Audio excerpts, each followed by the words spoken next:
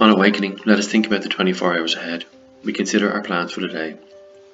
Before we begin, we ask God to direct our thinking, especially asking that it be divorced from self-pity, dishonest, or self-seeking motives.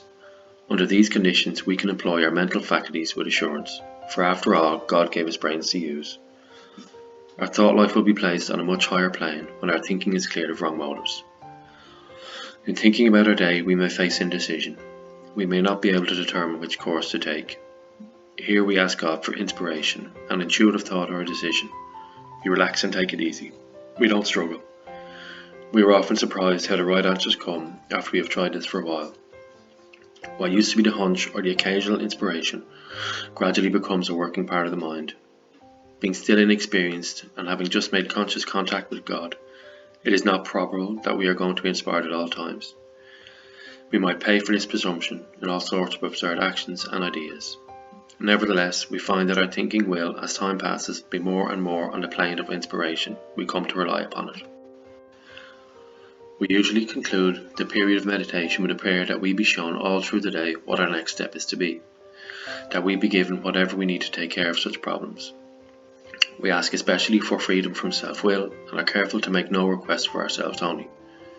We may ask for ourselves, however, if others will be helped. We are careful never to pray for our own selfish ends. Many of us have wasted a lot of time doing that, and it doesn't work. You can easily see why.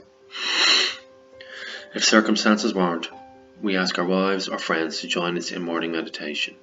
If we belong to a religious denomination which requires a definite morning devotion, we attend to that also. If not members of religious bodies, we sometimes select and memorize a few set prayers which emphasize the principles we have been discussing. There are many helpful books also.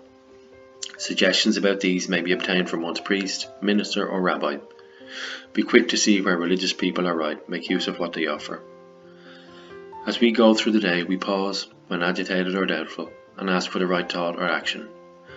We constantly remind ourselves we are no longer running the show, humbly saying to ourselves many times each day, "Thy will be done."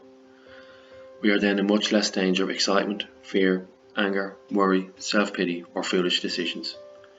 We become much more efficient. We do not tire so easily, for we are not burning up energy foolishly as we did when we were trying to arrange life to suit ourselves. It works, it really does. We excitaholics, controllers, fixers, obsessors, chaos creators, and adrenaline abusers are undisciplined. So we let God discipline us in the simple way we have just outlined. But this is not all. There is action and more action. Faith without works is dead. The next chapter is entirely devoted to step 12.